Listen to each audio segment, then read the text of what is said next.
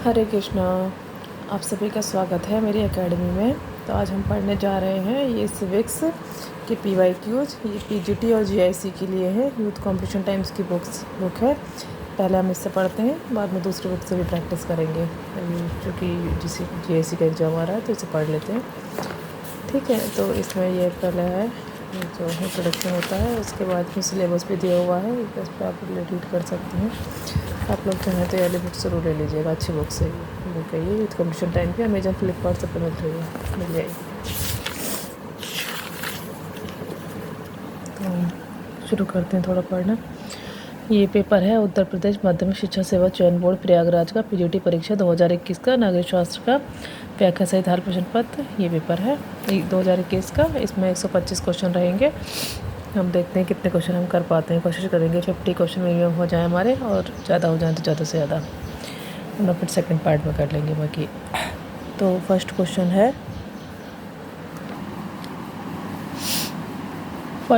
है इसका, थोड़ा सा मैं एक्सप्लेन कर दूँगी और थोड़ा जल्दी जल्दी पढ़ते जाएंगे ताकि ज़्यादा क्वेश्चन कर पाएँ। निम्नलिखित में से कौन सी रचना एक संविदावादी विचारक की नहीं है? Which one of the following is not written by a contractualist thinker? संविदावादी विचारक कौन थे? Hobbes, Locke, Rousseau. जो 3 थिंकर हैं जिनका हम हमेशा पढ़ते रहते हैं, वो तीनों संविदावादी विचारक हैं। और बाकी जो उनकी बुक्स कौन सी नहीं है ये पूछा गया है। सोशल कॉन्ट्रैक्ट हमारी रूसो की है, लेवियाथन हमारी हॉब्स की है, टू ट्रीटीज ऑन गवर्नमेंट ये लॉक की है। ये खूब अच्छे से पॉपुलर बुक्स हैं ये ना। ऑन लिबर्टी किसकी है? GS मिल की पुस्तक है ना। ऑन लिबर्टी 1859 GS मिल की पुस्तक है, 1859 में लिखी हुई, जो कि उपयोगितावादी विचारक हैं, है ना। संविदावादी विचारकों में हॉब्स, लॉक एवं रूसो का नाम विशेष रूप से उल्लेखनीय है। सोशल कॉन्ट्रैक्ट रूसो की महत्वपूर्ण रचना है, लेवियाथन हॉब्स की, तथा two treatise on government Locke की पुस्तक है। ठीक है, ना हो गया। अभी सेकंड क्वेश्चन है, who gave the statement decision in its simplest form is a selection of alternatives? किसका कथन है निर्णय विभिन्न विकल्पों के चुनाव की एक सरलतम विधि है? रे किलियंस का कथन है। तो इसमें क्या है? रे किलियंस, ठीक है, ये स्टेटमेंट हो गया। निर्णय विभिन्न विकल्पों के चुनाव की सरलतम विधि है। 2 या 2 से अधिक संभावित विकल्पों के व्यवहार को चुनने के रूप में परिभाषित कौन करता है? टेरी करते हैं। हर्बर्ट साइमन क्या कहते हैं? निर्णय निर्माण की परिभाषा कार्यवाहियों के वैकल्पिक रास्तों के सर्वोत्तम चुनाव कहा गया है, ये हर्बर्ट साइमन के द्वारा। हमें बस इसमें इतना ही याद रखना है कि ये रे किलियंस का ये वाला कथन है, ठीक है, और कुछ ज़्यादा ध्यान नहीं देना है। नेक्स्ट क्वेश्चन है, अधिकरण। अधिकरण इन कौटिल्यस अर्थशास्त्र आर। कौटिल्य के अर्थशास्त्र में कितने अधिकरण है? 15 अधिकरण है। 15 अधिकरण है, 150 अध्याय है, 180 प्रकरण है। और पहले 5 अधिकरण में राज्य के आंतरिक प्रशासन प्रकाश डाला गया है, 6 से 13 में वैदेशिक संबंध, और शेष 2 अधिकरण में राज्य के अन्य विषय की चर्चा है। अर्थशास्त्र में सरकार के 34 विभाग, ये भी याद रख सकते हैं, 34 विभाग। ठीक है, नेक्स्ट क्वेश्चन है हमारा, निम्नलिखित में से कौन सा उद्देश्य भारतीय संविधान की प्रस्तावना में सम्मिलित नहीं है? Which one of the following objective is not embodied in the preamble of the constitution of India? कौन सा नहीं है? इकोनॉमिक लिबर्टी नहीं है, लिबर्टी ऑफ थॉट है, एक्सप्रेशन है, बिलीफ है। ठीक है, ये 3 हैं और ये वाला नहीं है। तो क्या दिया है यहाँ पे? स्वतंत्रता का अर्थ है, स्वतंत्रता एक ऐसी स्थिति है जिसमें लोगों की बाहरी प्रतिबंधों के बिना बोलने, करने और अपने सुख की प्राप्ति करने का अवसर मिलता है। स्वतंत्रता विधि द्वारा मर्यादित होती है, जैसे हमारे संविधान के मूल अधिकार के तहत प्रदान की गई स्वतंत्रता में युक्तियुक्त निर्बंधन से स्वतंत्रता को प्रसीमित किया गया है। कानून के अनुसार ही स्वतंत्रता का प्रयोग किया जा सकता है। भारतीय संविधान की प्रस्तावना में विचार, अभिव्यक्ति, विश्वास, धर्म व उपासना की स्वतंत्रता का वर्णन किया गया है। हर क्वेश्चन में नहीं पढ़ेंगे explanation. The Marxist hold that, मार्क्सवादियों के अनुसार राज्य एक वर्गीय संरचना है। जैसा कि आप सभी जानते हैं, हम जानते हैं कि मार्क्सवादी हमेशा वर्ग पे बल देते हैं, कि वर्ग, हर चीज़ को वर्ग से जोड़ देते हैं, कि वर्गीय संरचना है, राज्य शोषण का यंत्र है, और जो राज्य है वो वर्गों में बटा होता है। ठीक है, राज्य एक वर्गीय संरचना है। आदमी साम्यवादी समाज में समाज के सदस्यों के बीच हितों का कोई संघर्ष नहीं था, इसलिए संपूर्ण समाज मिलकर अपने मामलों को प्रबंध स्वयं कर लेता था। के हाथों भूमि, संपत्ति, दास प्रथा की स्थिति बदलने पर शक्ति का आश्रय लेना पड़ा। सेना, पुलिस, न्यायालय और कारागृह आदि की व्यवस्था की गई। ये इंपॉर्टेंट नहीं है। Who of the following was not an extremist? कौन अतिवादी नहीं थे? गोपाल कृष्ण गोखले नहीं थे, लाला लाजपत राय, बिपिन चंद्र पाल, बाल गंगाधर तिलक, ये तीनों एक्सट्रीमिस्ट थे। लाल बाल पाल के नाम से जाना जाता है ना, हमने सबने बहुत अच्छे से पढ़ा है इनके बारे में। ठीक है, उग्रवादी दल के नेता, ये यही यहाँ पे दिया हुआ है। गरम दल के नेता, सरकार, ये क्या कहते थे, सरकार पर दबाव डालकर ही अधिकारों को पाया जा सकता है। नेक्स्ट क्वेश्चन है, who among the following has described the world wide triumph of liberal democracy as the end of history. निम्नलिखित में से किसने उदारवादी प्रजातंत्र की विश्वव्यापी विजय को इतिहास के अंत के रूप में व्याख्यात किया। इतिहास का अंत किसने बात की है, फ्रांसिस फुकुयामा ने। तो अपनी पुस्तक the end of history and the last man 1992 में बात की है इन्होंने। उदारवादी प्रजातंत्र के विश्वव्यापी विजय को इतिहास के अंत के रूप में व्याख्यात किया। फुकुयामा ने कहा कि सोवियत संघ के पतन ने यह बात साबित कर दी है कि उदारवादी लोकतंत्र मानव मात्र की विचारधारात्मक उन्नति का अंतिम बिंदु है। नेक्स्ट क्वेश्चन है, निम्नलिखित में से कौन ऑस्टिन के संप्रभुत्व सिद्धांत का कटुतम आलोचक है। Who of the following was the bitterest critic of Austin's theory of sovereignty. Sir Henry Maine है ये सबसे बड़े क्रिटिक। ऑस्टिन ने संप्रभुता के सिद्धांत की व्याख्या केवल वैधानिक दृष्टिकोण के आधार पर की है। ऑस्टिन द्वारा व्यवहारिक पक्ष पर ध्यान न दिए जाने के कारण sir Henry Maine, Bryce, A.R. Lord Bradshly, James Stephen आदि ने इस सिद्धांत की कटु आलोचना की है। ऑस्टिन के संप्रभुता सिद्धांत की कटु आलोचना हेनरी मैन ने अपनी पुस्तक अर्ली हिस्ट्री ऑफ इंस्टीट्यूशन में की है। नेक्स्ट क्वेश्चन मैचिंग का क्वेश्चन है, इसमें हम इस थोड़ा सा देख लेते हैं बस। ये नेक्स्ट क्वेश्चन में मॉर्गनथाउ यथार्थवादी संप्रदाय के हैं, बर्नार्ड कोहेन निर्णय निर्माण प्रक्रिया के हैं, मार्टन के अपना व्यवस्था सिद्धांत के हैं, और इमाइल बर्ड जो है वो खेल सिद्धांत के हैं। नेक्स्ट क्वेश्चन, संसद में पहला लोकपाल विधेयक प्रस्तुत हुआ है 1968 में। तो किसने किया है ये लोकपाल का सबसे पहला प्रयोग एलएम सिंघवी ने किया 1963 में। पहला जन लोकपाल बिल साल 1968 में शांति भूषण के द्वारा पेश किया गया। चौथी लोकसभा में इसको 1969 में पारित भी कर दिया गया था, लेकिन राज्यसभा में पास नहीं हो सका। ये इसके बाद 71, 77 इस सब में सनों में आया, ये 85, 96 और 2001 में, पर इस पर गौर नहीं हुआ। अब नेक्स्ट क्वेश्चन है, राज्य की उत्पत्ति के सिद्धांत हैं और समर्थक हैं। ये मैचिंग का क्वेश्चन है, ठीक है। दैवीय उत्पत्ति का सिद्धांत किसने दिया, जेम्स बर्न ने। शक्ति सिद्धांत किसने दिया, ओपेनहाइमर ने। मातृत्व सिद्धांत जेंग्स ने। ये बस याद रख लेना है, ठीक है। नेक्स्ट क्वेश्चन है, संयुक्त राष्ट्र ने किस दशक को महिलाओं के दशक के रूप में घोषित किया। 1976 से लेकर 85 तक। ये मैक्सिको सिटी में हुआ था पहला ये संयुक्त राष्ट्र महिला सम्मेलन 1976 से लेकर 85 तक। नामित किया गया महिलाओं के लिए संयुक्त राष्ट्र दशक महिलाओं और विकास पर केंद्रित था। मैक्सिको सिटी में संयुक्त राष्ट्र महिला सम्मेलन 2 प्रमुख दस्तावेज प्रस्तुत किए। महिलाओं के समानता पर मैक्सिको की घोषणा और दस्तावेज योगदान, अंतर्राष्ट्रीय महिला वर्ष के उद्देश्यों को कार्यान्वित की विश्व कार्य योजना। हमें ज़्यादा चीज़ें याद नहीं रखनी है, हमें बस कीवर्ड याद रखने हैं। Be educated, be agitated, be organized, this slogan is given by शिक्षित बनो, संघर्ष करो, संगठित बनो। यह किसका दिया हुआ नारा है, बी आर अम्बेडकर का दिया हुआ नारा है। शिक्षित बनो, संघर्ष करो, संगठित बनो, यह नारा बी आर अम्बेडकर का है। अम्बेडकर के अनुसार शिक्षित होने का अर्थ केवल पढ़ना लिखना नहीं था, बल्कि पढ़ लिख कर अपने हक अधिकारों के लिए जागरूक बनना था। जागरूक होने के बाद स्वयं के संगठित करना और फिर अपने उद्देश्यों के लिए संघर्ष करना था। निम्नलिखित में से कौन सा जोड़ा सही नहीं है, लेखक और ऑथर पुस्तक दी हुई है इनकी, ठीक है। तो इसको हम याद रखेंगे बस, ठीक है, बस याद रख लो और ज़्यादा इसमें नहीं सोचना है कुछ। मोस्का, द रूलिंग क्लास, और दो हमेशा याद रखो। 4 में से 2 इंपॉर्टेंट ज़्यादा वाले हमेशा ज़्यादा अच्छे से याद कर लो, बाकी हेल्टा अगर एक या 2 भी पता है तो सही हो जाता है मैचिंग वाला। Mosca, the ruling class, Pareto, mind and society, Robert Michels, political parties, Adam Smith, wealth of nation. इसमें मोस्का मोस्टली पता होता है। The ruling class, Robert Michels भी मुझे तो बहुत अच्छे से याद रहता था, आप सबको भी याद ही होगा। Robert Michels, political parties, Adam Smith, wealth of nation. Next question है, the public corporation is accountable to the. लोक निगम का उत्तरदायित्व क्या होता है, पार्लियामेंट। किसके प्रति उत्तरदायित्व होता है, पार्लियामेंट के प्रति। लोक निगम का आशय ऐसे निगम से है जिनकी स्थापना संसद द्वारा विशेष अधिनियम के द्वारा की जाती है और यह अधिनियम ही उसके अधिकारों, दायित्व एवं कार्यक्षेत्र की सीमाओं को निर्धारण करता है। लोक नियमों की स्थापना संसदीय कानून के द्वारा भी की जाती है। संसद में इनके कामकाज पर बहस होती है, संसद सदस्य प्रश्न पूछते हैं और संबद्ध मंत्री को संसदीय लोक नियम संसद के प्रति जवाबदेह होते हैं, बस याद रखना है। सूची एक ही मैचिंग आ गया फिर से, ठीक है। मैचिंग क्या है, ये मैचिंग वाले क्वेश्चन में महात्मा गांधी पुस्तक है इनकी भी। महात्मा गांधी हिंद स्वराज्य के लेखक हैं। बी आर अम्बेडकर किसके लेखक हो गए, एनिहिलेशन ऑफ कास्ट, ये तो कास्ट पर ही बात करते हैं। एम.एस. गोलवल्कर, बंच ऑफ थॉट है इनकी पुस्तक, ठीक है, बंच ऑफ थॉट। और वी डी सावरकर, हिंदुत्व, ये तो मोस्टली याद ही रहता है, ठीक है। नेक्स्ट क्वेश्चन है, संयुक्त राष्ट्र के निम्नांकित महासचिवों को उनके नियुक्ति के क्रम में व्यवस्थित कीजिए। तो कौन कौन है नियुक्ति के क्रम में, संयुक्त राष्ट्र के महासचिवों को उनके नियुक्ति के क्रम में इस प्रकार है। सबसे पहले ट्रिगवेली हैं, उसके बाद डैग हैमरशोल्ड हैं, उसके बाद यूथॉन्ट हैं, कुर्ट वाल्डहाइम है। ट्रिगवेली 1946 से 1952, डैग हैमरशोल्ड 1953 से 61, यूथॉन्ट 61 से 71, कुर्ट वाल्डहाइम 1972 से 1981। The consent model of authority was conceived bye सत्ता के सहमति मॉडल की रचना की बर्नार्ड ने की है। ठीक है, सत्ता के सहमति मॉडल की रचना चेस्टर बर्नार्ड ने की। बर्नार्ड के अनुसार यदि किसी व्यक्ति को दिया गया आदेश उसके द्वारा स्वीकार कर लिया जाता है तो ये उसके ऊपर सत्ता का होना प्रमाणित करता है और वह व्यक्ति कार्य करने के लिए बाध्य होता है, किंतु आदेश की अवहेलना का आशय उसके ऊपर स्थापित की गई सत्ता को अस्वीकार करना है।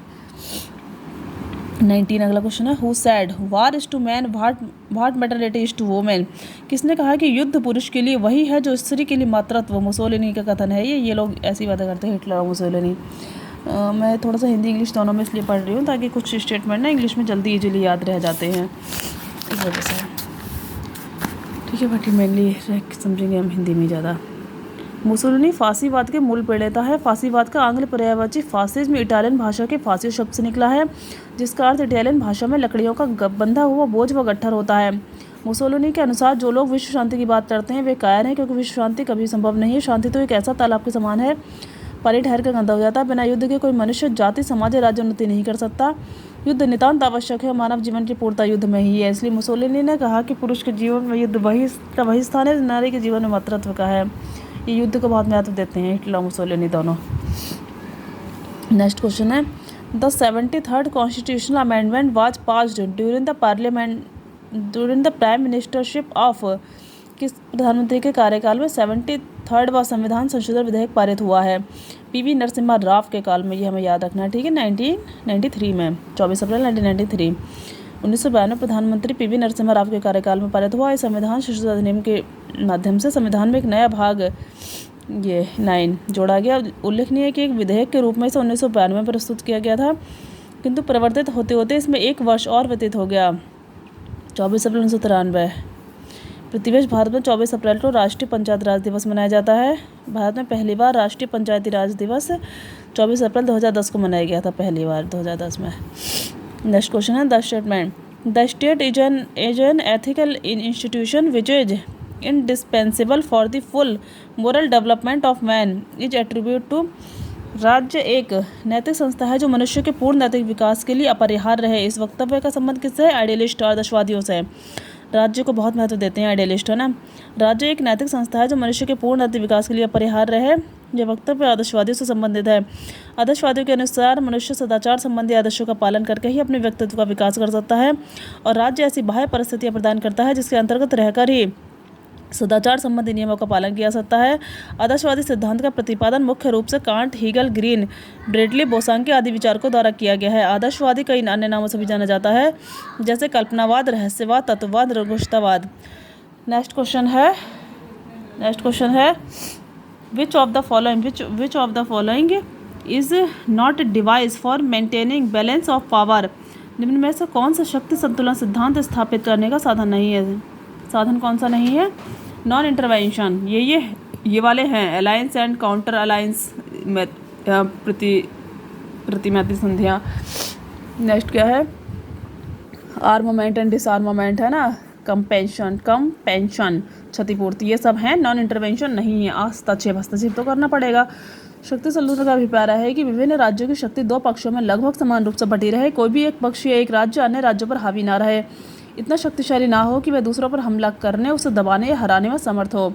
किलाड़ के अनुसार शक्ति संतुलन एक ऐसी व्यवस्था है जिसमें विभिन्न स्वतंत्र राष्ट्र अपने आपसी शक्ति संबंधों को बिना किसी बड़ी शक्ति के हस्तक्षेप के स्वतंत्रतापूर्वक संचालित करते हैं।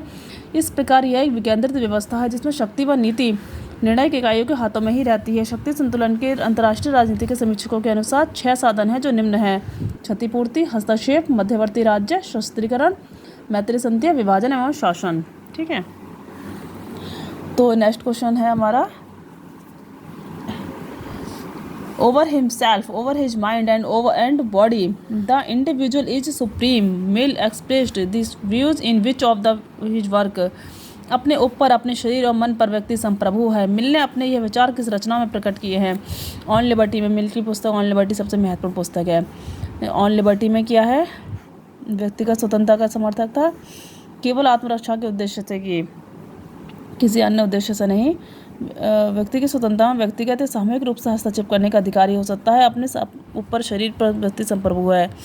नेक्स्ट क्वेश्चन है, पॉलिटिक्स अमंग नेशन पुस्तक लिखी गई एच.जे. मॉर्गनथाउ के द्वारा, 1948 में लिखी गई है। ये अंतर्राष्ट्रीय राजनीति का पहला ऐसा ग्रंथ है जिसका निर्माण सैद्धांतिक पृष्ठभूमि के आधार पर हुआ। अन्य प्रमुख कृतियों और शोध लेखों में साइंटिफिक मैन बनाम power politics 1946, in defence of the national interest 1951, dilemmas of politics 1958। ठीक है। नेक्स्ट क्वेश्चन है, which one of the following is not included in the fundamental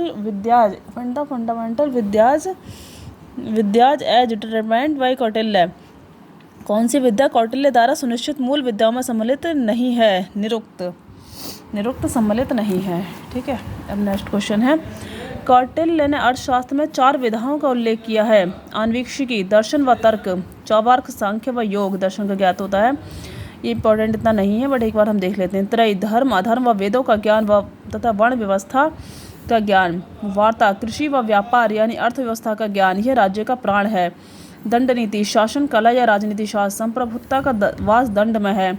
संपूर्ण सांसारिक जीवन व राज्य दंड नीति पर ही आश्रित है। ज्ञान की प्रथम 3 विधाओं का संरक्षण संवर्धन दंड नीति पर अवलंबित है। नेक्स्ट क्वेश्चन है, the principle of proportionate equality was first enunciated by? अनुपातिक समानता का सिद्धांत सर्वप्रथम किसने प्रतिपादित किया? एरिस्टोटल ने। ठीक है। अरस्तु ने समांतर का अर्थ अनुपातिक समानता के रूप में व्यक्त किया। इसका अर्थ है समकक्षों के मध्य समानता, समाज के सदस्य के रूप में उचित भाग प्रदान करना। ये उचित भाग अन्य लाभों द्वारा अनुपातिक रूप में करना चाहिए। नेक्स्ट क्वेश्चन है, if a new state is to be created in the Indian union which of the following scheduled should be amended? भारतीय संघ में एक नए राज्य का सृजन करना हो तो निम्नलिखित अनुसूचियों में से किसे संशोधित किया जाना चाहिए? फर्स्ट शेड्यूल में ये सारी चीज़ें किसी अनुसूची का कि राज्य और उसके राज्य सूची को प्रदर्शित करती है। पहले अनुसूची भारतीय राज्य क्षेत्र में राज्य के राज्य क्षेत्र, अनुसूची 1 में प्रदेश संघ राज्य क्षेत्र, ऐसे अन्य क्षेत्र जो अर्जित किए जाएं सम्मिलित हैं। वर्तमान में भारत में 28 राज्य हैं और 8 केंद्र शासित प्रदेश हैं, याद रखना है। For the administration of law and order in the district who exercise general control over the district politics? जिले में कानून व्यवस्था कायम करने के लिए जिला पुलिस पर सामान्य नियंत्रण किसका होता है? डिस्ट्रिक्ट कलेक्टर का होता है। ठीक है। डिस्ट्रिक्ट कलेक्टर का होता है। तो ये क्या है इसमें? जिले में कानून व्यवस्था कायम करने के लिए जिला पुलिस पर सामान्य नियंत्रण जिलाधिकारी का होता है। जिलाधिकारी अपने जिले के कानून और व्यवस्था की स्थिति को बनाए रखने के लिए जिम्मेदार होता है। इसमें 3 तत्व होते हैं, पुलिस, न्यायालय और जेल। अध्यक्षात्मक शासन प्रणाली आधारित है, किस पर आधारित है? सरकार के 3 अंगों के मध्य सत्ता पृथक्करण में। मॉन्टेस्क्यू है शक्ति पृथक्करण सिद्धांत के जो वो हैं मॉन्टेस्क्यू। शासन व्यवस्था में व्यवस्थापिका, कार्यपालिका और न्यायपालिका सभी एक दूसरे से पृथक व स्वतंत्र रहकर अपने अपने क्षेत्र में कार्य करते हैं। अध्यक्षीय शासन में कार्यपालिका शक्ति राष्ट्रपति में निहित होती है, जिनका प्रयोग वे संविधान के अंतर्गत स्वतंत्रतापूर्वक करते हैं। अध्यक्षात्मक शासन प्रणाली नियंत्रण व संतुलन के सिद्धांत पर कार्य करती है। This constitution may be called the constitution of India is stated in which of the following article of constitution of India? भारतीय संविधान के किस अनुच्छेद में लिखा है कि संविधान का संक्षिप्त नाम भारत का संविधान है? आर्टिकल 393 है। ठीक है। आर्टिकल 1 संख्या, नाम और राज्य क्षेत्र। आर्टिकल 3 नए राज्यों का निर्माण और वर्तमान राज्यों के क्षेत्रों, सीमाओं, नाम में परिवर्तन। नेक्स्ट क्वेश्चन है, liberty and equality are complementary to each other who amongst the following held this view? निम्न में से कौन यह मानता है कि स्वतंत्रता और समानता एक दूसरे के पूरक हैं? अरिस्टोनी। स्वतंत्रता और समानता के दूसरे का पूरक माना है। समानता की एक बड़ी मात्रा स्वतंत्रता की विरोधी ना होकर इसके लिए आवश्यक है। इसके विपरीत टॉकविले एवं लॉर्ड एक्टन जैसे विचारकों के अनुसार स्वतंत्रता और समानता परस्पर विरोधी हैं। द डिस्ट्रिक्ट एंड सेशन जज works directly under the control. जिला और सत्र न्यायाधीश किसके सीधे नियंत्रण में कार्य करते हैं? High court of the state राज्य का उच्च न्यायालय। जिला एवं सत्र न्यायाधीश राज्य के उच्च न्यायालय के जिला न्यायाधीश